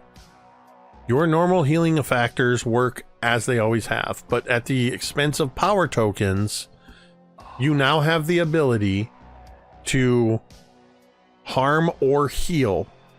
I can hurt people now too. And they don't have to already have a wound. You can choose to create injuries, but you do so at the cost of your own health. So Well. basically, in certain situations, you can expend some of your life force to cause pain and damage to other people. Neat. Coop. Hashtag Dark Rosie arc. Let's go. But also you can heal people. And as you've seen, the healing involves transferring energy, taking Which is on fine, their because then I can wounds, just heal but it your immediately. healing factor seems to counteract that. Ah. Coop, And like as I heal, I'm like, Dude, look, that's cool. Rosie's gonna be a menace during sports season. Menace. Bitch. It's gonna get bad. It's gonna. Coop, as Anne and Jessica enter the room, you rolled a 3 on your DC 6. Yeep. You don't know why, but the moment they enter the room, you are irrationally angry. Sorry, not angry. You are irrationally afraid. Think of it, the best way I can think to describe it is it suddenly feels like a panic attack. Oh.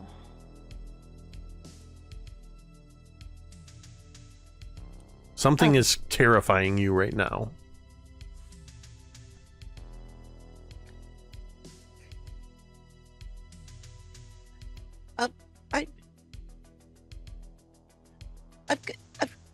I've got to go. I gotta go.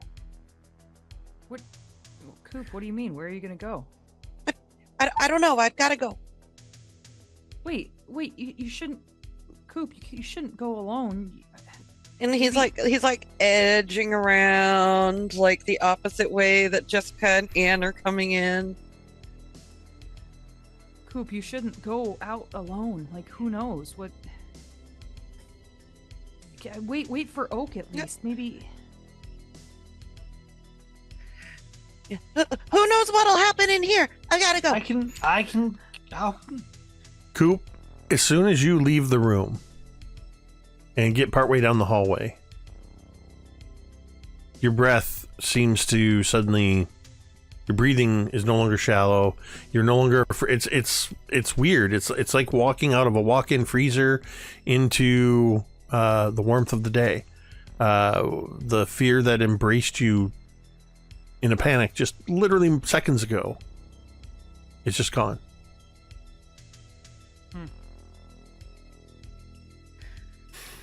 Whoa. I think Rosie probably follows Coop into the hallway. Coop, you really shouldn't leave, man. Who knows what's gonna be? It could be anybody. I don't know what just happened. I had to get out. I'm okay now. Just out of the room? Well, I was just sitting there minding my own business, and when Jessica and Anne came back in, I just got really, really afraid, like Wetica afraid. Oh, dude, are you like? And Rosie would get down on one knee, and like get near Coop, and would just be like, "Does Anne like freak you out?" That's the weird thing. Normally, no. Okay, well, it's not Jess. Despite everything, no. And not Jess. Just, I don't know. There was just something. Something weird. Well, do you think you can come back in, or do you want to stay out here for a little bit? I can try. But listen, okay, if you go back in there and you start to feel weird again, come back out here and stay out here. Don't leave the trailer alone, okay? Okay. Okay. And I come back in like nothing's amiss. When I walk back in, anything happen, Jacob? I need you to make another grit check. Dude. The DC on this is 5. Welcome to MTD, Conquering Mental Illness. Fucking Anxiety. Templeton sitting on my shoulder, like, what the hell was that? What was that, man?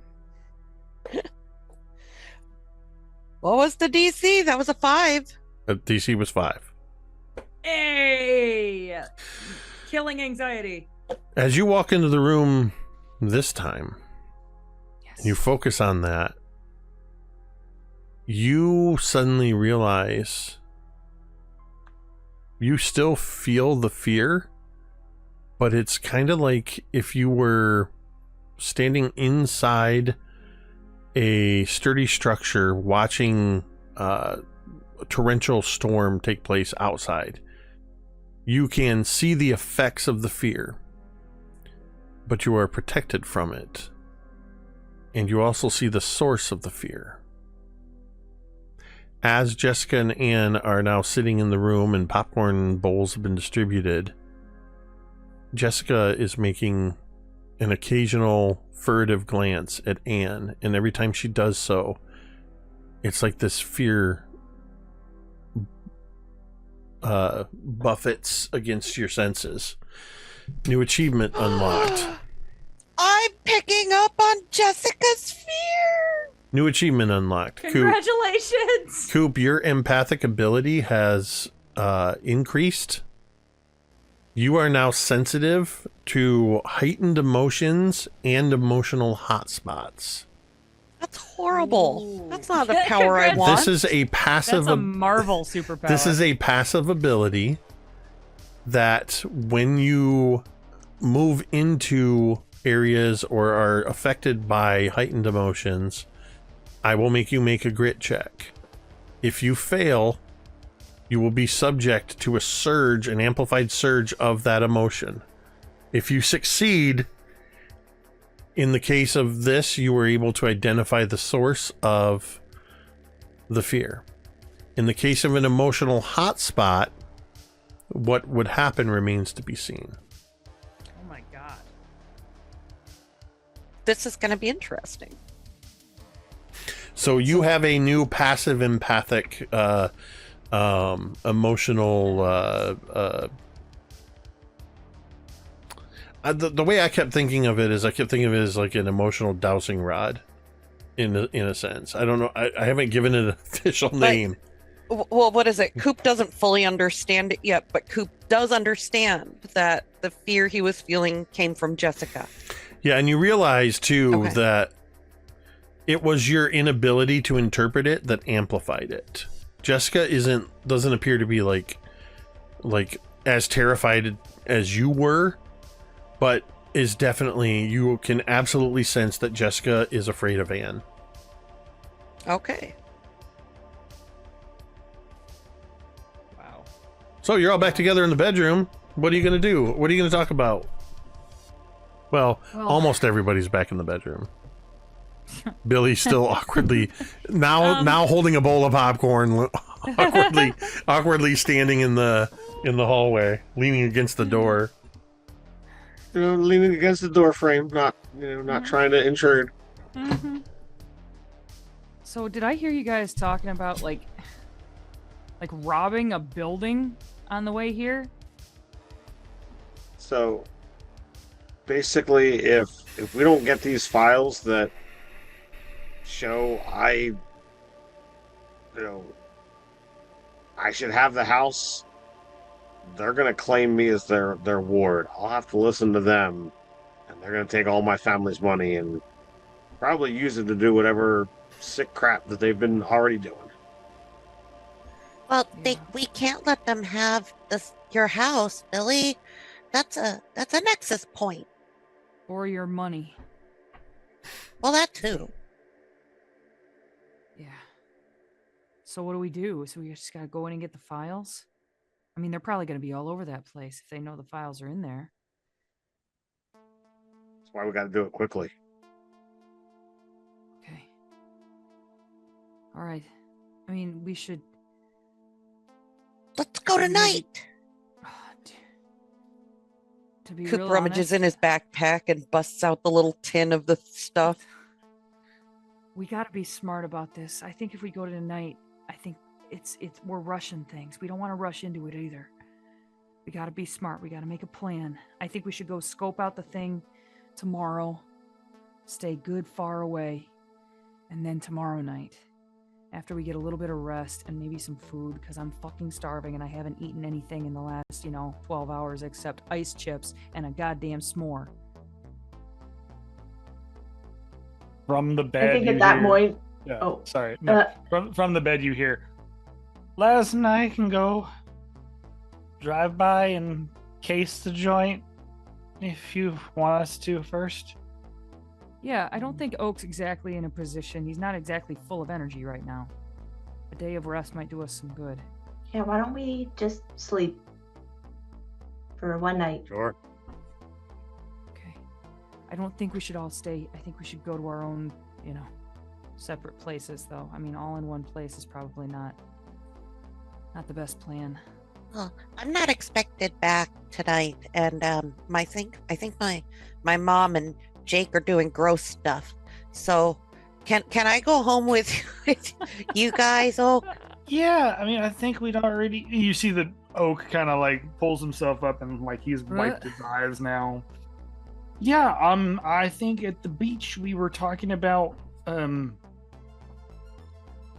four of us, and looking to Billy, and just like having like a boys' night and stuff. But like boys' night. yeah, we could just like get. I'm sure Mom would be fine with. I think Laz had already said it would be okay. So, yeah, we can go there. Rosie kind of like looks out the window. Like, I imagine there's blinds, and she kind of like looks out, and it's like really dark. And Rosie, for just a second, is like a little bit afraid to ride her bike home in the dark, in the You super can stay duper here, dark. Rosie. You hear Jessica. And Is it? yeah. It's like past the street light. It's yeah, past the street light some time. of the street lights are off now. Like this is how late it is. And Rosie's just like, yeah, I think I probably will. Thanks, Jess.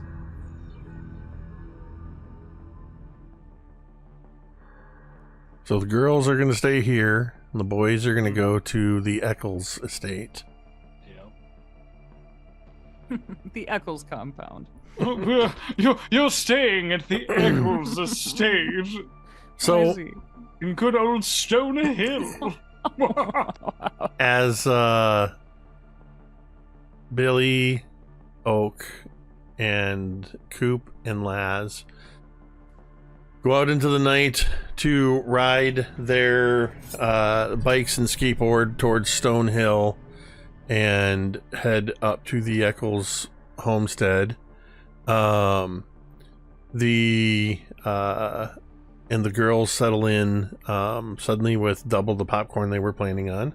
Yes. I'm so hungry. You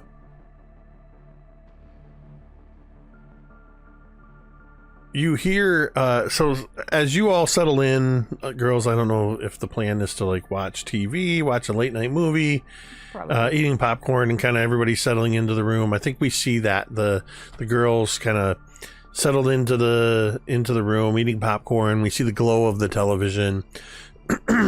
We see as the boys reach the top of Stone Hill and are heading towards the Eccles house.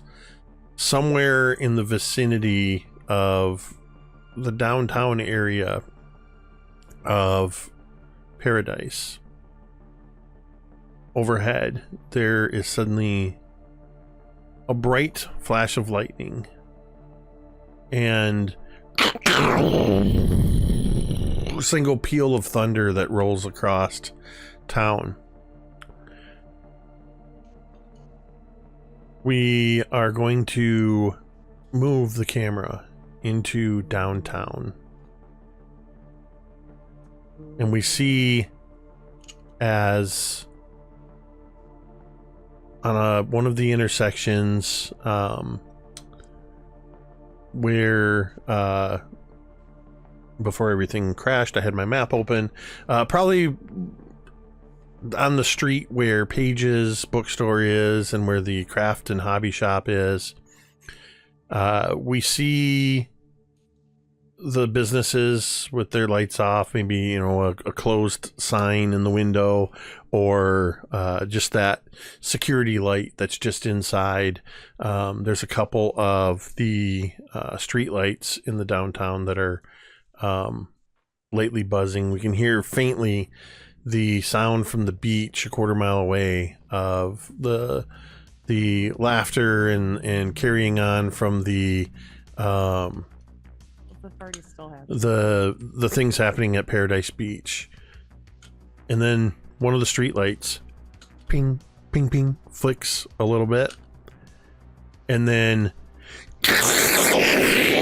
a bolt of lightning streaks down and hits right in the middle of the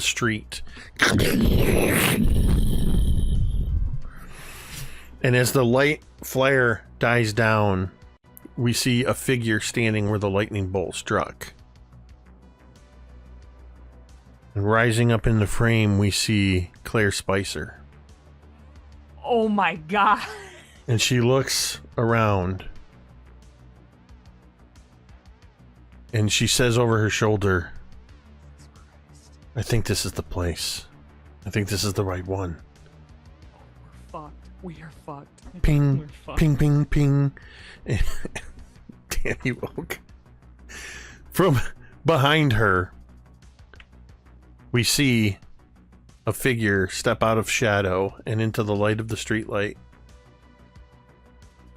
Wearing a white suit, and he adjusts his red tie and pushes up his red round-rimmed glasses. We see Algernon. But this Algernon looks 30 years older. And he says 2 words. Find them. Fuck. And that's where we're going to end tonight's session and God. our last session before the new year. Chad got me with Teenanator. Literally, I thought it was going to be another Jake, and I was about to ask, is he naked? And I'm glad I didn't. I'm glad you guys went to the Terminator, because when I was, Craig and I were workshopping this, I said, like when Terminator shows up, just without the nudity and the ball. But No. we know that Claire has the ability to, the sphere. Okay. So, without I'm sure that's what you I mean, I thought balls were implied in the nudity, but Yeah. if you've seen Terminator, but that's not what I was going for. Just one You of just them. Glenda the Good Witches herself into the frame. Let us be glad. Remarkable. Yeah, it's funny because Craig and I workshopped a whole bunch of stuff and talked about a bunch of stuff for tonight, and I would say roughly 2% of what we talked about actually happened tonight, which is fine because, like I said, you guys move the story along at your pace. You choose what you're going to do and where you're going to put your focus. So, revelations happened. A couple of you have realized that your powers have evolved for better or worse. You're reunited with some animal companions, one of whom is worried about an itchiness in the air that seems to be centered on Coop's power glove. He's doing like that thing that rats do a lot, where they do like over their heads. And twins, You know what I mean? twins are possibly on the verge of becoming a singularity. A lot of stuff happening. And we're being hunted. And That's fun. Billy, 2 different Arnold movies. Billy on the verge of another werewolf full moon is also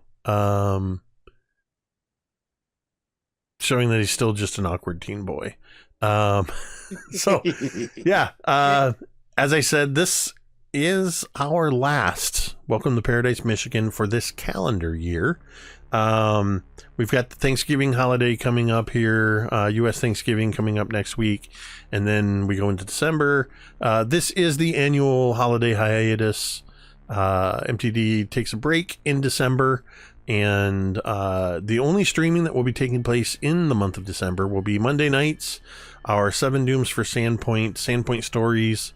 Sandpoint Stories. Oh, I don't know if I told you that I'm calling them Sandpoint Stories, but they're character interludes. They're one-on-one sessions with me and the players, and those will be pre-recorded and aired every Monday night in December. We have one 7 Dooms for Sandpoint happening next Monday, whatever day that is. It's like the 24th. And then Tuesday the 25th will be our final Sky Metal. Iron Gods is scheduled for that day.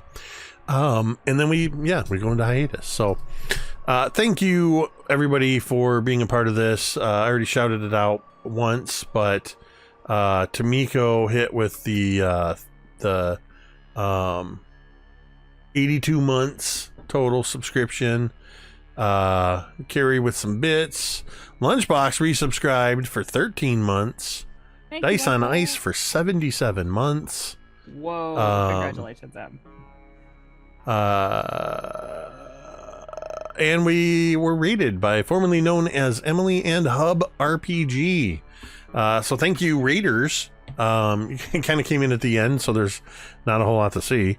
But if you have stumbled in, joined us midstream, or anything like that, and you want to see these episodes in full, you can always head over to youtube.com/mini-terrain domain. We have all VODs up there usually within a week or two. Yeah, thank you everybody for that support. Thank you for all the people hanging out in chat, and thank you for your patience during our what we are now calling Craig's in the system technical glitches. Thank you for the patience dealing with that. And of course, just an absolutely huge thank you to all of you amazing players. It has been incredible the last couple of years as we're playing this.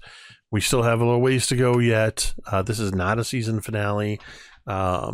This is just a mid-season break.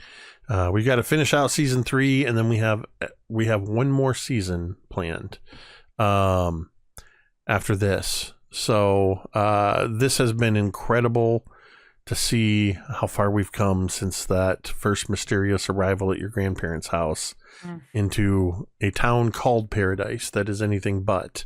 So thank you, Chad, Tamiko, Carrie, Ted, M, and though he's not with us tonight, he's with us in spirit, Jeremy, without whom this would just be me talking to myself for a couple hours. With that, we're going to go ahead and end the stream the same way we end every stream. And you can say it with me if you want.